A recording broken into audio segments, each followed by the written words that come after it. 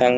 ไล่ผมทั้งหน้านี่ก็มีปัญหาแน่เพราะว่าตะกี้มันก็ดกแล้วมันก็เริ่มร่วงเยอะก่อนที่ใช้ผลิตภัณฑ์ฮิเมโตะอาหารเสริมนี่ก็เคยใช้หลายแชมพูหลายเซรั่มแล้วก็วิตามินเสริมหลายอย่างก็ยังบ่เห็นผลเนาะผ่านมาก็เคยไปคลินิกอยู่ที่นครเนี่ยนะเพิ่นก็แนะนำให้ใช้แชมพูปลูกผมอะไรของบ่ว่ามีเซร่าในหนังศีรษะกับกินยาแบบถ้าเซร่าเพิ่นจัดให้นะเป็นเดือน2เดือนก็ได้ไปกวดเทื่อนึงแบบนี้ผลลัพธ์คือว่ามันยังบ่เห็นผลนะกับแชมพูเพิ่นก็เปลี่ยนแชมพูให้แต่ว่ามันก็ยังร่วงคือเก่าอะนะมันก็บ่มีความมั่นใจเนาะมันก็ไปใส่มาใส่ก็ขาดความมั่นใจ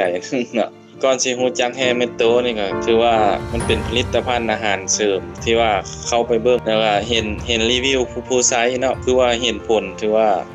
ผมขึ้นดกหนานะก็เลยอยากลองมานำใช้ประมาณ4เดือนแรกนี่ก็ประมาณเข้าเดือนที่4นี่ผมบ่อยากล่วงเลยทุกวันนี่ก็มันมีความมั่นใจแล้วออกไปทำงานไปพบเพื่อนหรือว่าออกงานมีความมั่นใจโอ้ผมดกหนาความมั่นใจมาเฮ็ดให้ตัวเองดูดีขึ้นนั่นแหละเนาะ